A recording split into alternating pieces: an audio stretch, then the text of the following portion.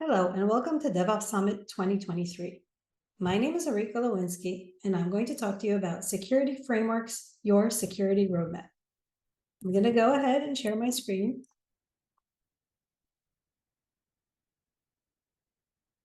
Today, we're going to talk about navigating the path to a secure future and how security frameworks are going to help you with your security roadmap. As I mentioned before, my name is Orit Golowinski, and I'm currently the VP of Product at JIT. Previously, I was Director of Product Management at GitLab, overseeing the dev section. Prior to that, I held several roles at Celebrate as Director of Products, Director of R&D, and Director of QA. I'm also an ambassador of the DevOps Institute, an organization that promotes the human element of DevOps. I'm also the mother of 3 girls and a certified pastry chef. Ways to reach me, if you'd like, is through my email, which is Orit, O-R-I-T, @jit.io, or on Twitter, you can find me at go_Orit. So let's talk about today's challenges and threats that organizations face. In today's hyper-connected digital landscape, the importance of security cannot be overstated. Organizations, regardless to their size or industry, are increasingly reliant on digital technologies to streamline operations, serve customers, and remain competitive. However, this digital transformation has ushered in a new era of challenges and threats that demand our attention. Cybersecurity threats. The digital realm has given rise to an array of cybersecurity threats, including sophisticated hacking attempts, ransomware attacks, and data breaches. These threats can result in not only financial losses, but also damage to an organization's reputation and customer trust. Data privacy concerns. With the proliferation of data collection and storage, data privacy has become a paramount concern. Organizations must navigate a complex web of regulations like GDPR and CCPA to ensure they handle customer data responsibly.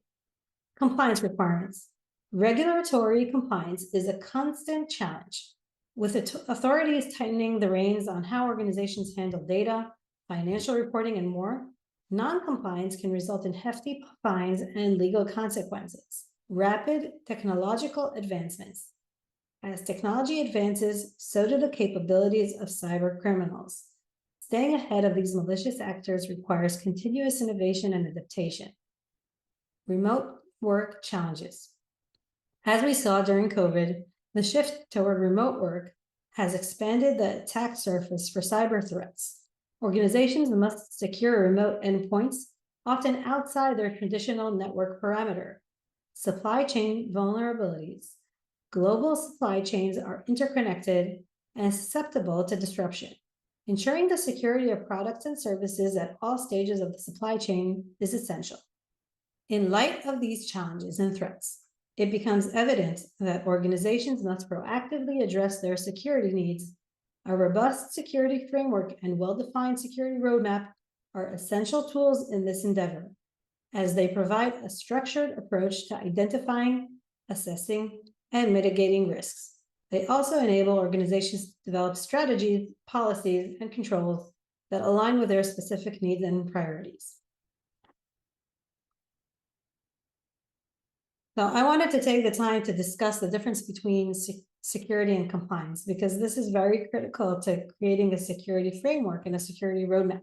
Security primarily revolves around protecting an organization's digital and physical assets from a wide range of threats, including cyber attacks, data breaches, physical break-ins, and more. Its goal is to ensure the confidentiality, integrity, and availability of data and systems.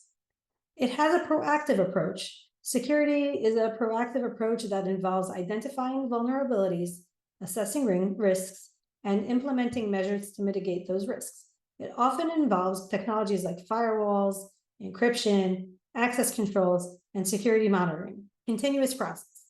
Security is an ongoing and evolving process.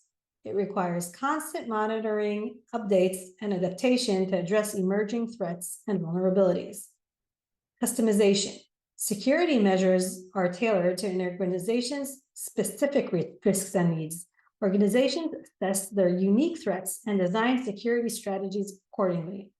When we talk about compliance, there's a little bit of a difference. When we talk about focus, compliance, on the other hand, is about adhering to specific regulations, standards, or guidelines set by external authorities or industry bodies. These regulations can pertain to data protection, privacy, financial reporting, industry-specific requirements, and more. It's more reactive and mandatory. Compliance is often reactive in nature. Organizations must conform to the established rules and guidelines. It's mandatory, and non-compliance can result in legal consequences and fines. Specific standards, compliance standards, are typically well-defined and may not always align perfectly with an organization's security needs. Organizations must ensure that they meet the specific requirements outlined in the relevant regulations. So it's not really customized and tailored to your specific needs. Documentation and reporting. Compliance often involves extensive documentation and reporting to demonstrate adherence to regulations.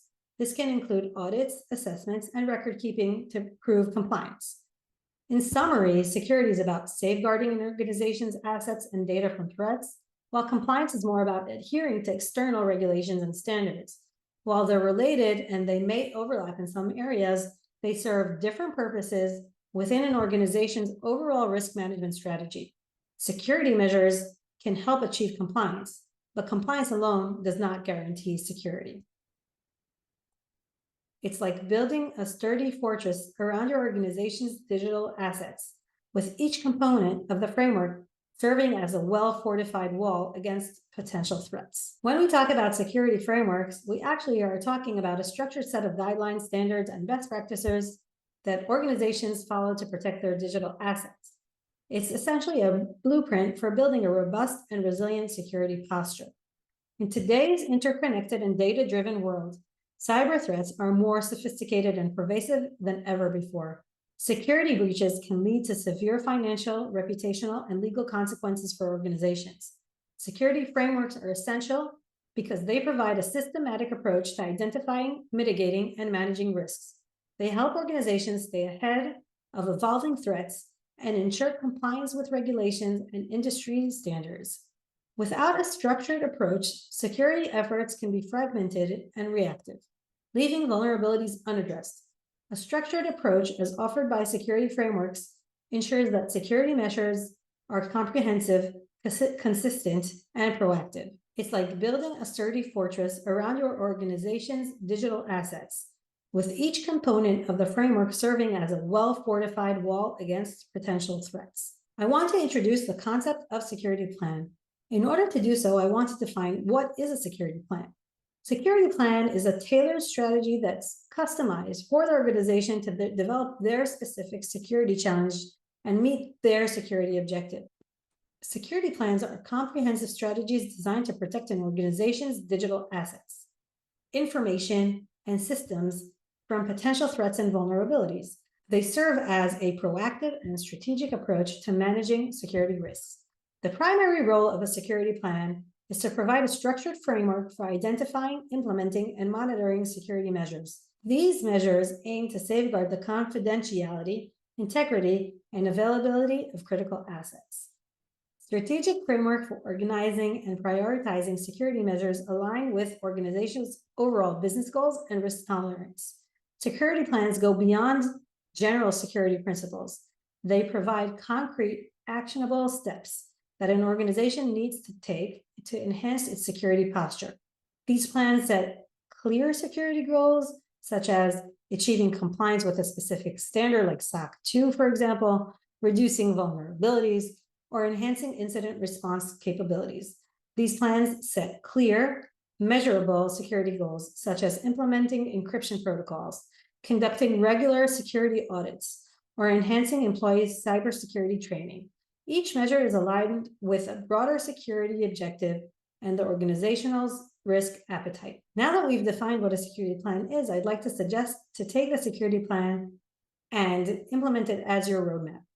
Imagine security plans as detailed maps for your security journey. They not only show you where you want to go in terms of cybersecurity, but also the routes, which is the security measures you need to take in order to get there. Just like a roadmap guides you on a journey, security plans guide you through the complex landscape of cybersecurity, helping you make informed decisions and stay on course. Showcase how they bridge the gap between security and your business needs. One of the most significant advantages of security plans is that they don't just focus on the technical aspects, but they also consider business needs. They align security with the organization's strategic objectives.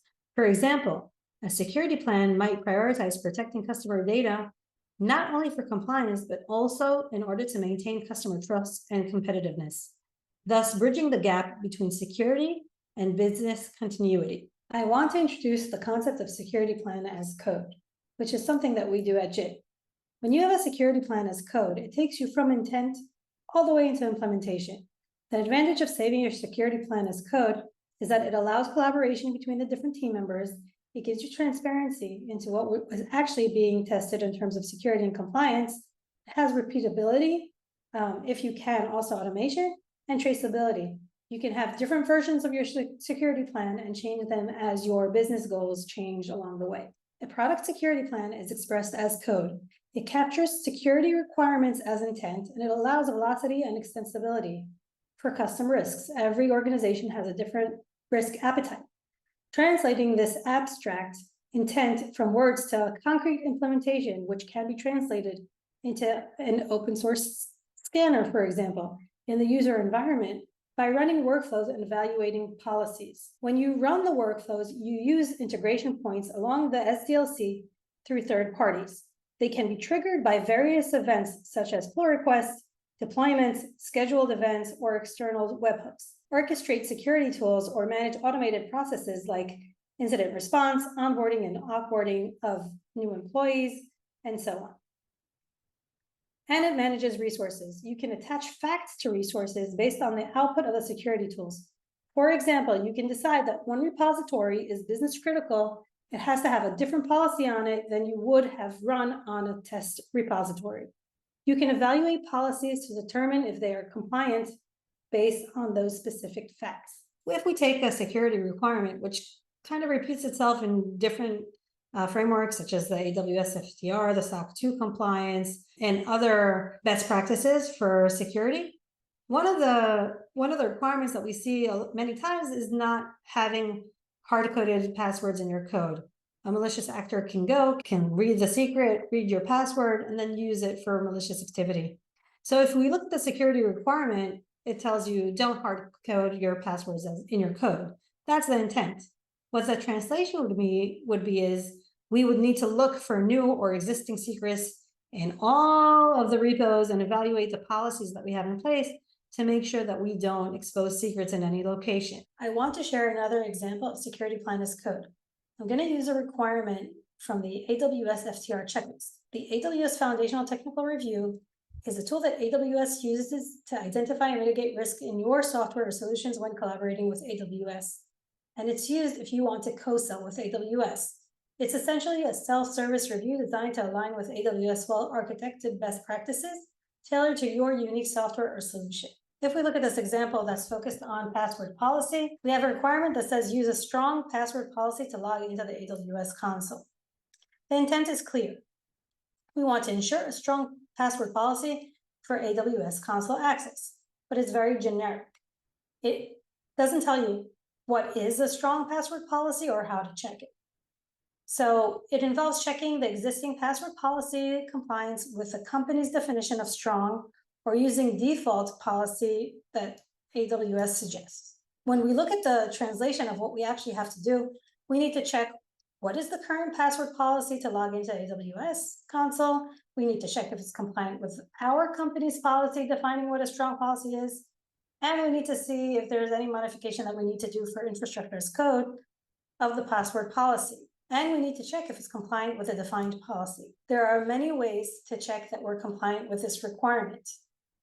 And some of them can require us to run specific tools. Here I suggested using some open source tools that can scan and help us find if we're compliant. We want to check if modifications are made as code to the password policy and ensure compliance with the defined standards. Key workflows can involve running kicks on infrastructure as code changes, crawler checks against the staging environment or deployment, and daily crawler checks in the production environment. So there's different integration points where this can run.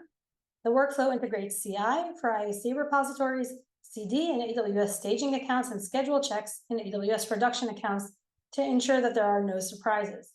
It's a comprehensive approach to catch issues at different stages of the development and deployment.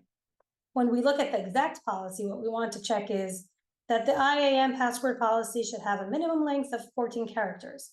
The IAM password policy should enforce at least one number and at least one symbol. Passwords need to expire every 90 days or less, or you have to rotate them, and you need to make sure that this applies to every AWS account. What this example illustrates is that there's a thorough approach required to meet every single requirement, and it emphasizes security best practices throughout the development and deployment lifecycle. If we go back to what we discussed a few slides back, this also emphasizes the difference between security and compliance. Since the FTR checklist is reviewed only once every 2 years, whereas when we put policies in place that run automatically, either on schedule or on trigger, it ensures continuous security, and it lets you proactively handle any finding that may arise during your development. I want to show you what this looks like live in our system based on the example that I've just shown on the AWS Foundational Technical Review. When you start any kind of certification or security plan, best practices that you want to comply with, you need to first start.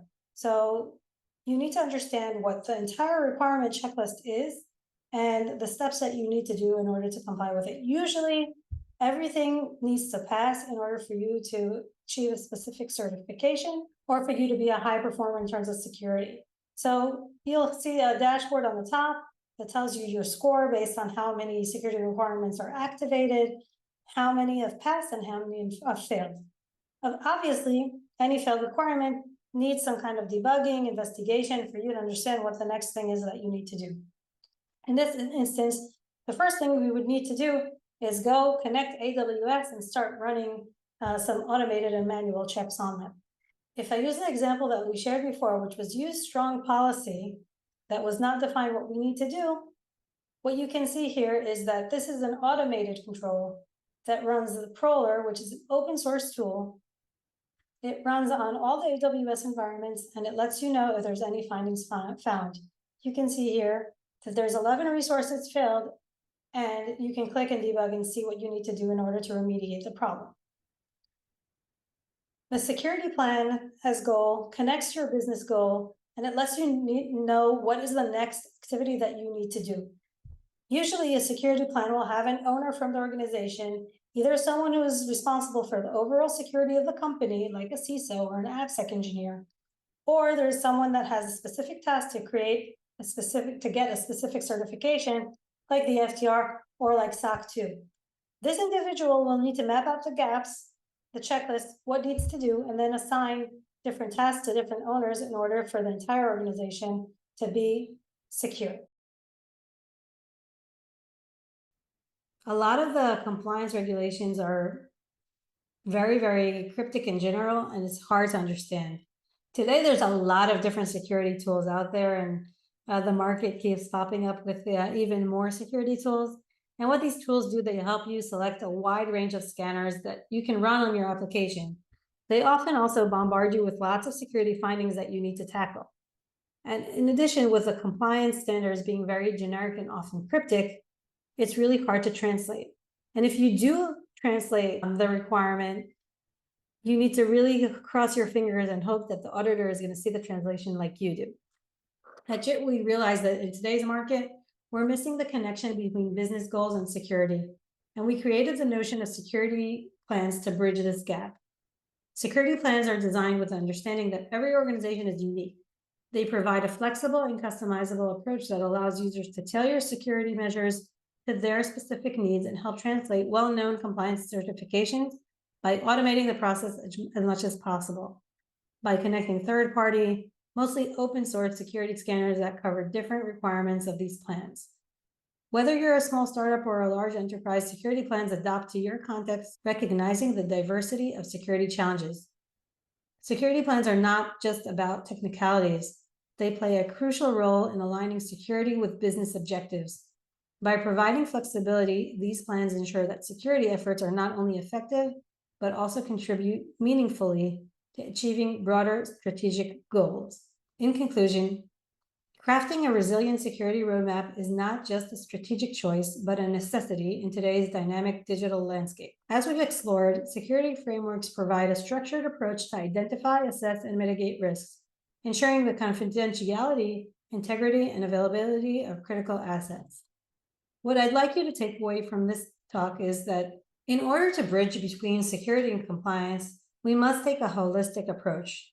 A comprehensive security framework encompasses risk assessment, policy development, security controls, incident response, and employee training, offering a holistic approach to security.